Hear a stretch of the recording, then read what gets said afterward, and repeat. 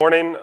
So today I'm going to talk to you about some open source security tools that you can use for Kubernetes and the applications running on top of Kubernetes as well.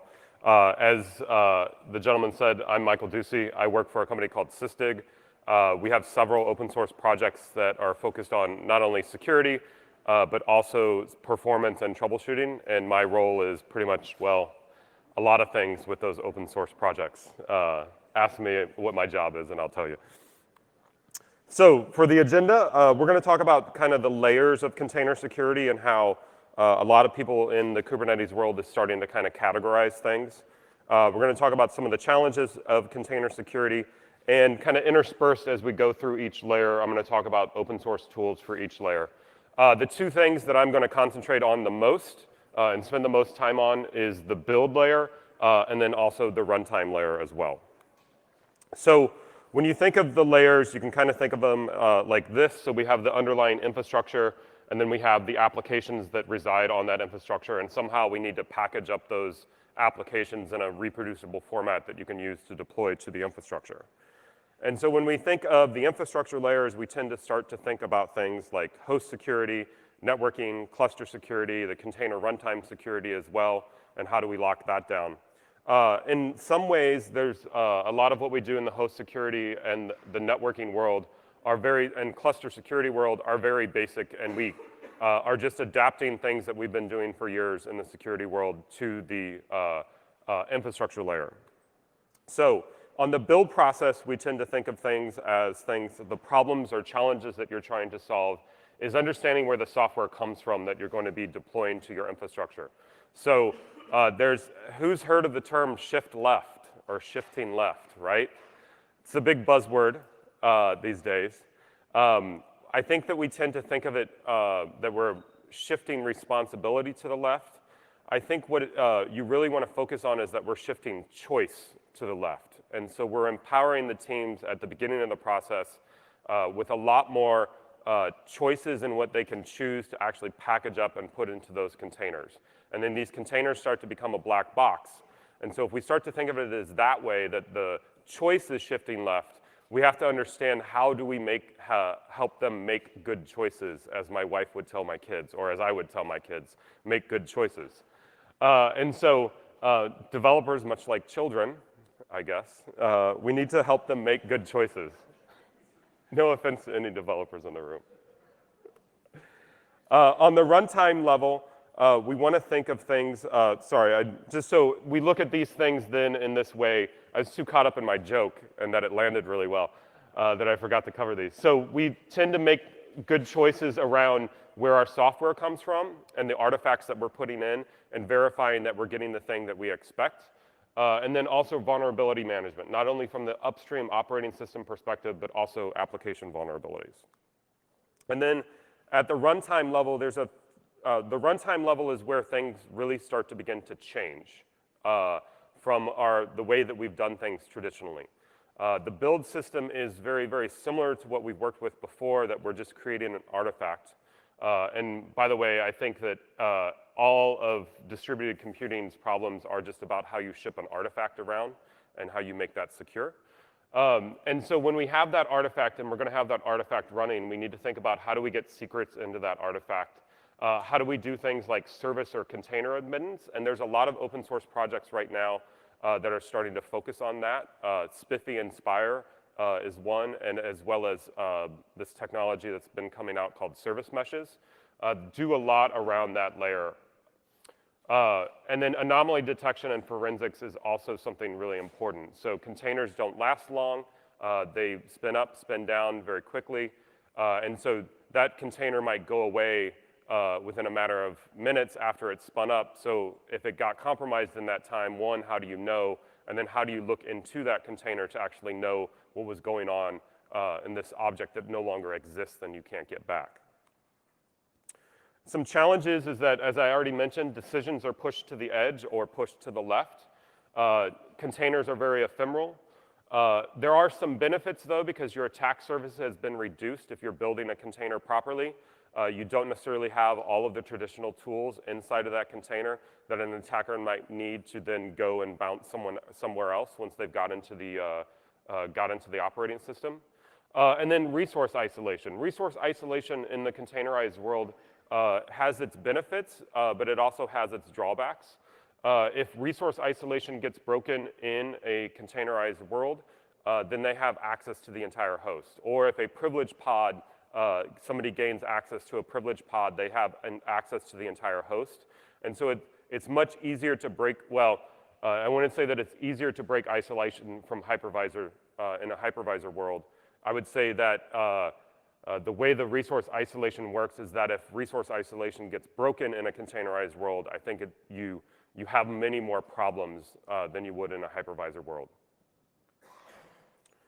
So you kind of can think of infrastructure security in these different layers, and I'm just going to focus on a couple tools here real quick and things that you can do. So at the cluster layer, you have things like RBAC, role-based access control, security policies, and affinity.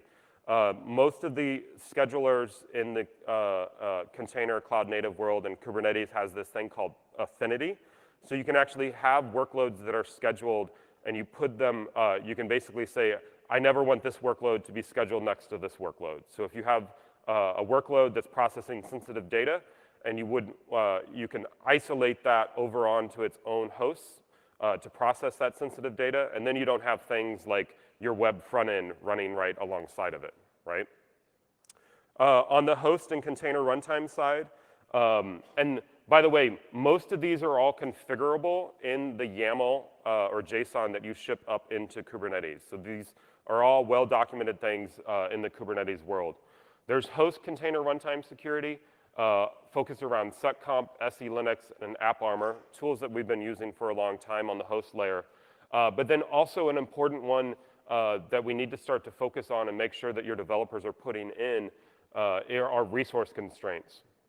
And what resource constraints can do, so you have to understand that when a container runs on a host, all the resources of that host are shared with every single container. And so it's very easy for someone, if you don't put resource constraints in place, it's very easy for one bad container to then take over or overwhelm or almost DDoS the operating system of the underlying host. So resource constraints are very important to put in. I've kind of talked about service mesh a little bit, but there's also network policy and network filtering. I should have wrote this tool on the board, but there's a tool called Cilium that does layer 7 network filtering, and it allows you to control what applications can talk to other applications. And then the network policy is also something very powerful that Kubernetes allows you to abstract away.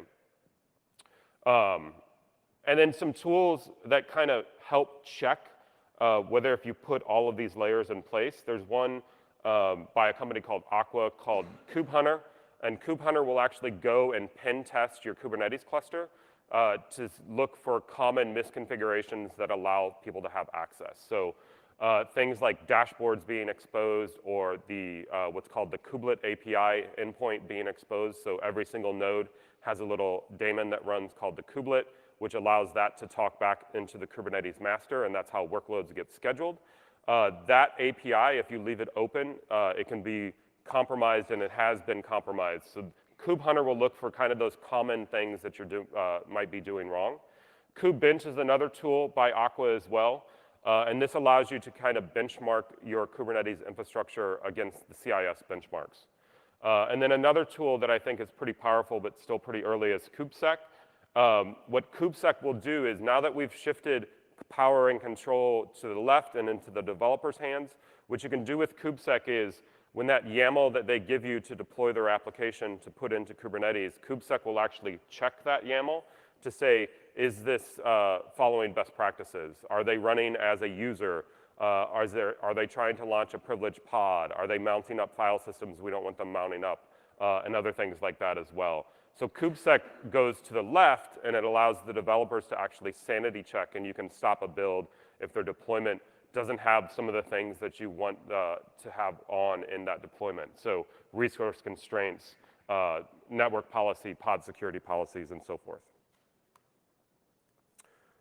And there are security policies as well. So the security policies allow you to fine-tune what can be accessed from a host perspective, the user group of the container, read-only file system, and you can restrict to make sure that when that deployment runs, that these things are in place, and if they're not in place, this pod security policy allows you to actually automatically have those applied and defined.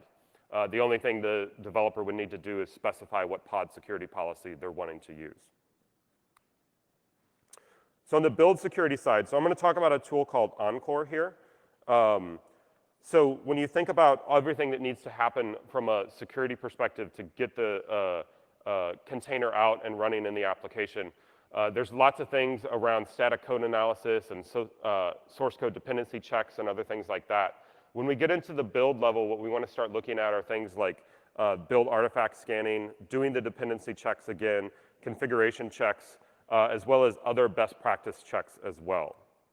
And this is really what all ends up getting packaged up and put into the container image that we're going to ship out. So container image scanning, you should think of it in this way. So tools and services at a high level should take input minimally as the built container image. They need to analyze and inspect inside of that container image itself. It should also perform various types of security and best practice and compliance checks. So actually checking the configuration of the application that's getting packaged up so that they're not doing silly things, exposing ports we don't want them to expose in their application and other things like that as well, storing secrets and environment variables, all of those sorts of things. So it should result in a report or notification or a control decision based upon analysis checks. And I think the really interesting thing that you can start to do is control decisions, and so that you can have this automated system that's automatically checking the images. And then Kubernetes has an interesting feature called admission controllers. And the admission controller can actually go and check your source of data around this scan to say if this container image has been violated policy and we don't want it running in our environment, the admission controller can actually deny that thing from being ran.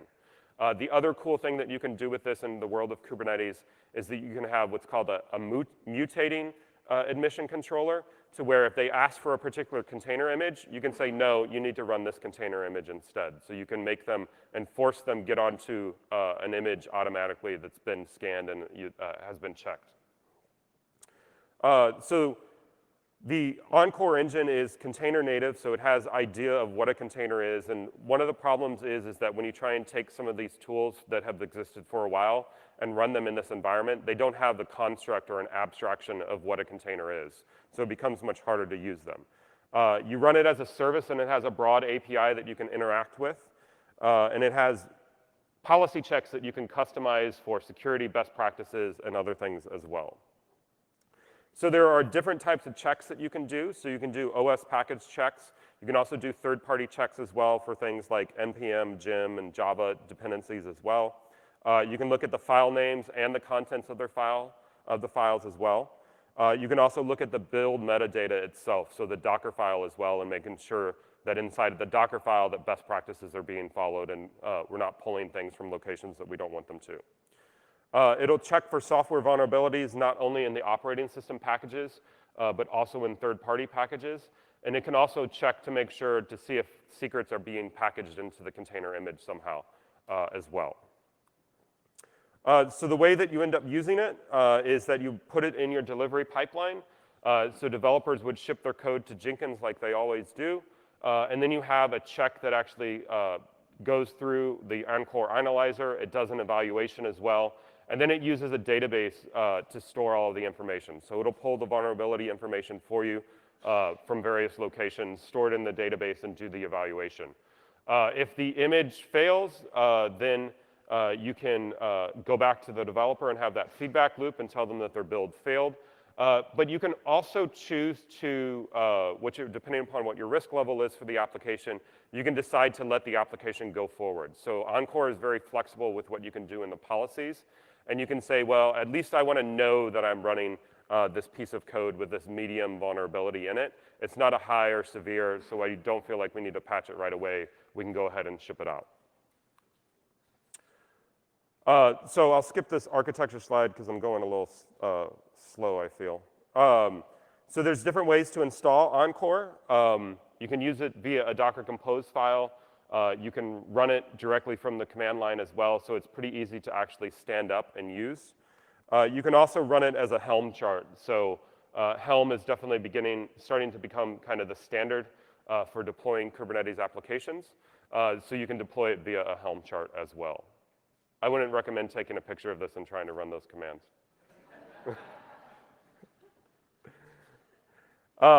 So from a build perspective, there is a plugin as well that you can use to use Jenkins for CI and CD. And basically what you need to do is the image list, configure a few settings, whether if you want the build to fail or not, and then also how many retries you want, and plus some user information. And this is what it will look like when the evaluation comes through. You can see that there is one stop action, one warning action, and 0 go actions. And so it stopped because it had one of the stops actions triggered. And then it'll also give you the report as well right in the Jenkins UI.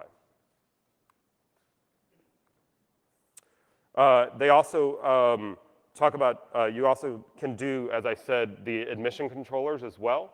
And there's a mission controller that they actually, that the Encore team ships. You can also use it with Sysdig and Falco. So what you can do, and I'm going to talk about Falco here in a minute, so if this doesn't necessarily make sense to you.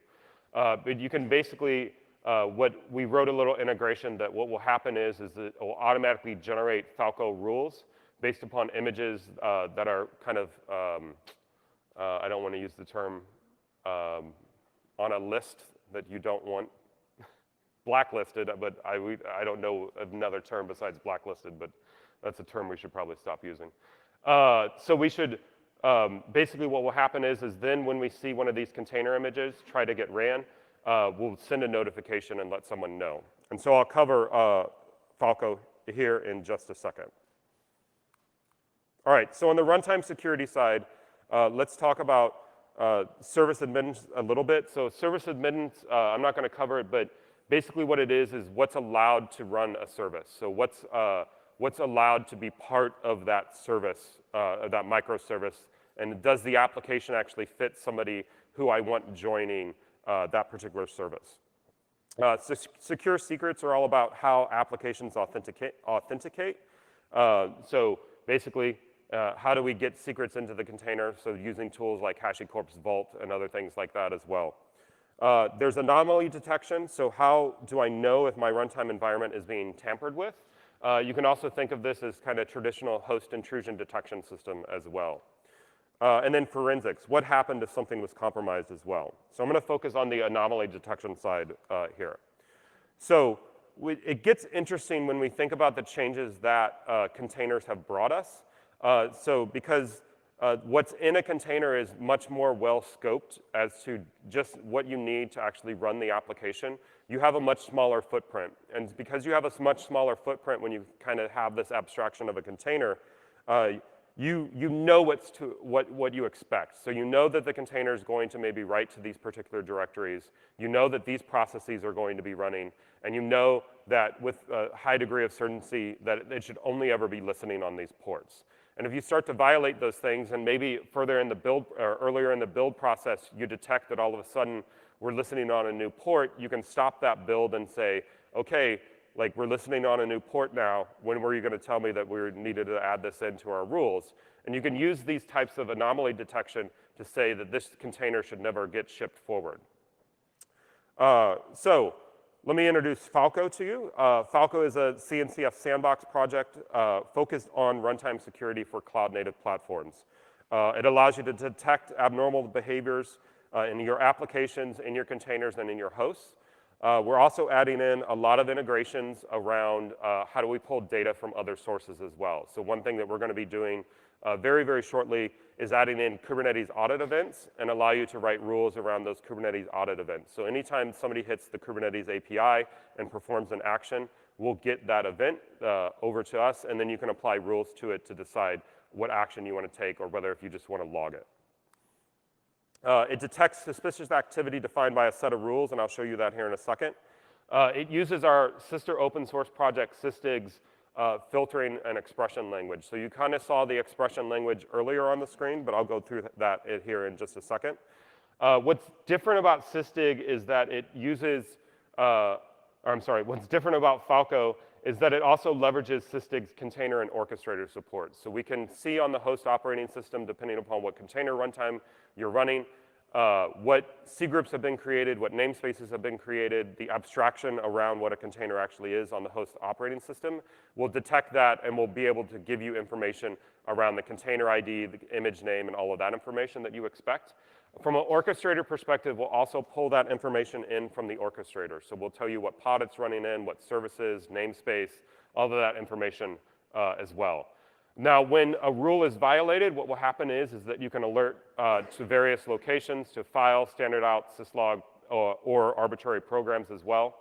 And that's another area that we're going to be improving as well, is giving you more destinations and places to go and push the information to.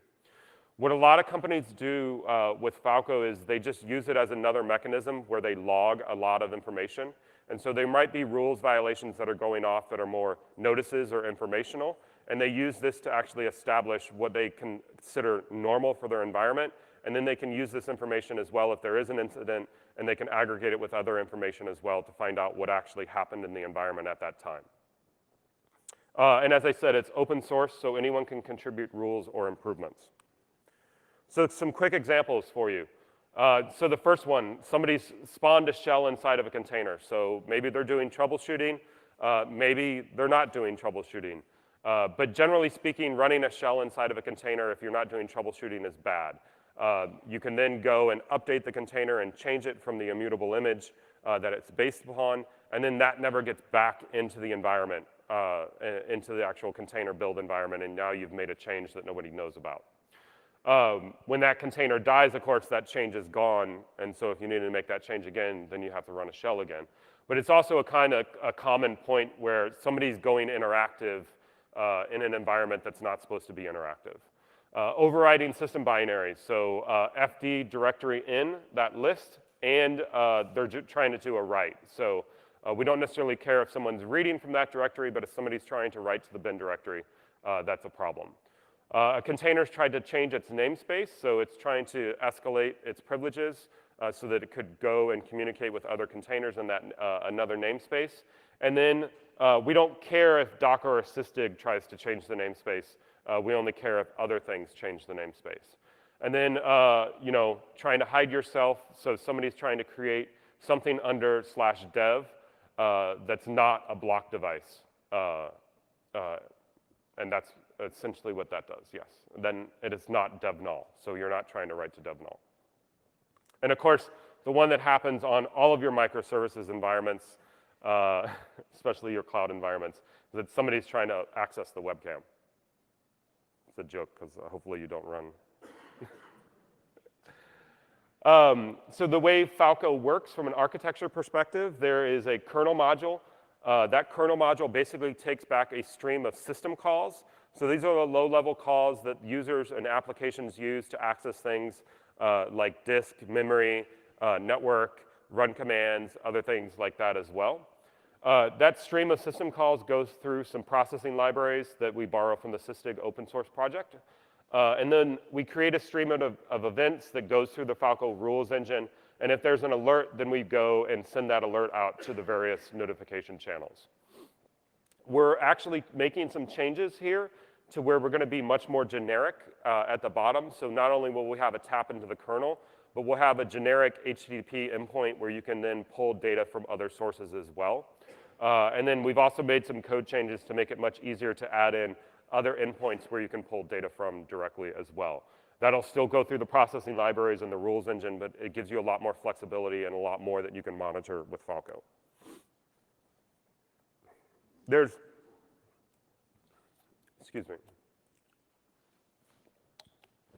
25 rules available out of the box, and they're really kind of focused on common container best practices. So is somebody writing a file in bin or etc directories, reading of sensitive files, binaries being executed other than your command or entry point. So here's an example of a rule. So we have a couple different things that make up a rule file. The first one are macros. The macros are essentially shortcuts. So if you need to use an expression over and over and over again, then you should go, Once you've used it in more than one rule, you should probably create a macro. And so this is basically going to define what our binary directories are. So we have this list, bin, sbin, user sbin, and then basically what will happen is when we call the macro, which we do down here a little bit further, that expression will get put in the place of the macro. Now we also have lists as well. So this list right here of shell binaries, we could have made a list here and included the list for bin directories instead of calling out the list directly. But the list allows you to list out things and then you can use it later. So here you can see, we actually don't use this list, but here you can see that we have a bin directory and the event direction is exit. So this basically means that the system call has exited and we're getting a return value back from the system call. And somebody opened something for writing and it's not a package management process. Well, you know, in theory, you probably wouldn't want this because you shouldn't run package managers in containers either, but so this would actually detect this, and then it would send an alert out that a file below a known binary directory was open for writing. You can use these same variables that you're using, these fields, in the output as well. So we'll get the actual username, we'll get the command line, and we'll get the file that was open for writing as well. So let's talk a little bit about how you can use Falco, and then I'll wrap up with a quick demo. So a couple different things. One thing that we did was create what's called a response engine with some security playbooks for Falco. So we'll detect abnormal events with Falco. We'll publish the events to a pub/sub service, such as NATS. And then you can have subscribers that subscribe to various topics. So every Falco alert has a classification like notice, informational, critical, so forth. And you can subscribe to specific topics. So if, for instance, you just want to take notice events or critical events, then you just subscribe to that particular topic on the pub/sub server. And then those subscribers can then take action. So for instance, this Falco star could be subscribed to by a service that's going back and logging everything in something like Elasticsearch for you. And then the subscribers can take actions. They can do things like kill an offending pod. You can taint a worker node to prevent scheduling. So you can leave that node around, but it will no longer get any more workloads because maybe you're not sure about how far container isolation was broken or if it was broken at all. It can isolate a pod with networking policy as well. So this keeps the pod around as well. So then you can go back and do forensics inside of those containers running the pod. Or you could do things like sending a notification via Slack. And we've published all of these on our GitHub repository, which I'll have a link towards the end. So basically the way it works is that Falco will pull the data and events from the Kubernetes environment. We have a little sidecar that Falco is using to push the events into NATS. And then what we implemented was kubeless functions. So kubeless is a functions as a service or serverless framework. And we use kubeless to go and subscribe to the messaging server and then also to take action in our environment. There's a link for you to a good blog post around open source container runtime security. It covers Falco and Encore a lot more as well. If you can snap a photo of that. All right, so I think this is something that we should look at more as an industry. So functions for operations. So it's really, really easy to write simple functions to react not only to security events, but also operational events as well in your environment. A great example of this is that if you're using AWS, you can have Lambda functions in your CloudFormation templates, and those Lambda functions can then go and do things and query information in your environment, and you can pull that back into the CloudFormation template to make it more dynamic. You can also have functions, though, that can see behaviors in your environment to then go and take action. So in this case, we wrote these functions to delete a pod, to notify teams, to log events as well. And the nice thing is you can have multiple subscribers to the same event, and each subscriber can take a different action based upon how you want to slice and dice it. The other thing is that you get small reusable components, and if you need to make a change to one piece of your automation, you're just changing one function. You're not having to change your entire automation platform that you're using. So I think this is something that as security people, we should probably look at a little bit more about how you can write these functions to take action on security events. You can also use Falco to kind of build a SIM. This is an area that I want to work more on. I was having a good conversation with a friend last night around how some of the logging providers are really focusing in on this area and making tons of money on it. And so I feel like it's a right place for people in the Falco community to contribute in Kibana dashboards and other things like that as well to build this SIM. But with a combination of Elasticsearch, FluentD, and Kibana, you can collect all of the security events from Falco. Then you can easily do aggregation and reporting of these events across various other pieces of information as well. And this is a horrible graphic of what it looks like. But the cool thing is that if you've never used Kibana, what you can then do, so you can see all of the rules and which rules are firing. We see rules by priority as well. And so you can click on any one of these. And then down at the bottom, when you build this, you can have all of the events that actually correspond to that.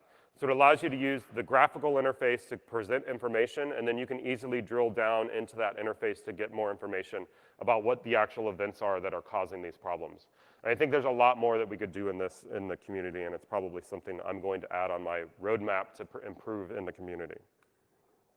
So I'll do a quick demo here if everyone's happy with me. All right, so let me show you some rules real quick for this particular demo. How many people have ever found a Bitcoin miner running on their production systems? You don't need to raise your hand. But this is becoming more and more of a common kind of thing that people are doing. So they don't really care about getting data out of your environment. They just want to use and steal your CPU power. And so this will actually detect that somebody is running in a Node app front end. So here we're using metadata from Kubernetes. And so if we're in this namespace and we have this pod of this particular label, then this rule is going to apply. So you can see here that I'm using that macro, and somebody spawned a process, and the container ID does not equal host. Let me scroll over.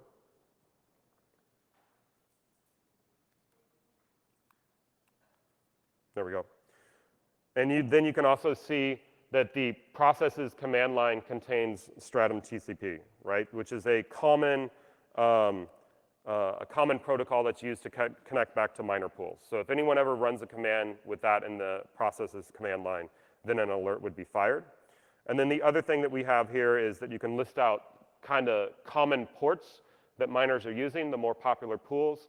And then you can basically define a macro here that says if the port is in miner ports, and then if any outbound connection to one of those ports gets fired, then we'll throw a critical alert as well.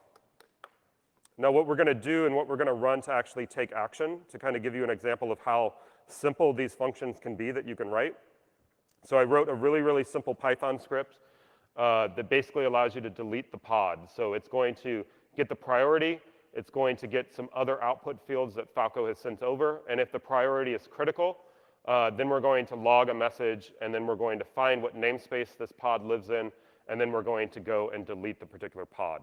That's okay, because if it's a stateless application and it's not storing data, then we can do that, and then Kubernetes will just reschedule that pod and spin it back up. So let me make sure my environment, see if I can do this.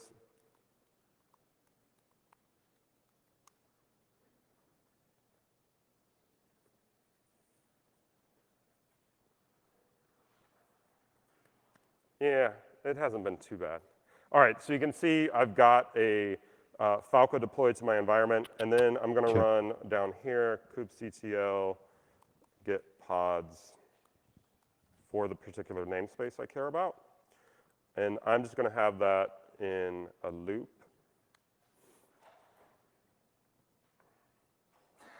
And then while that runs, I'm going to do a kubectl get pods. And I need to see where it's actually running.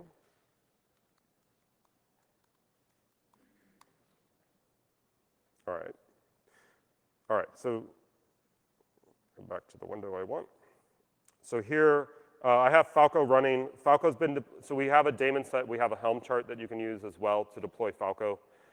If I just run a kubectl get pods, and I need to see what host.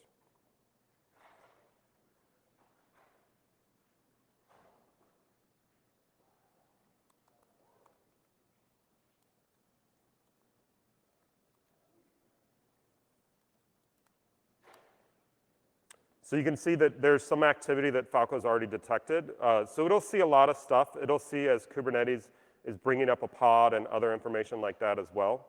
You can see that a file was open for writing. Namespaces are being changed and other information like that as well. So either you may want that information, you can turn it off in your log file if you don't want it by just changing the log level that you care about. So in this environment, what I'm going to do is, this command never ran. All right, well, you'll have to imagine with me. So I'm going to do a kubectl exec, and I'm going to get into this particular front end.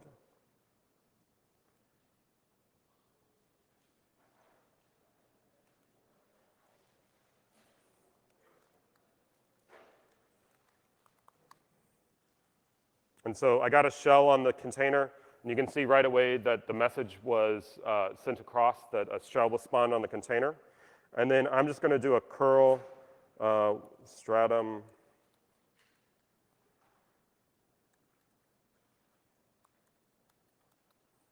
and this is going to fail because the protocol is not there. Oh, it didn't work. There's a bug in this demo environment. So I should have been killed. If I go and do other things, though, if I touch a file, so if I do touch something under bin, you can see that a file below a known binary directory was open for writing and so forth. So then you should have action taken. So the container should have been killed. It worked this morning when I tested it. But this is Falco and how you can kind of use Falco. So let me just jump back to the slides. So in closing, we're an open source project. Encore is also an open source project as well. We have public Slack teams that you can participate in as well, the Falco website, and then the GitHub repositories for both of the projects as well, which you can find all of our code there, as well as some other repos as well that kind of give you additional rules and other things like that as well. So thank you very much. I'll be around a little bit for questions.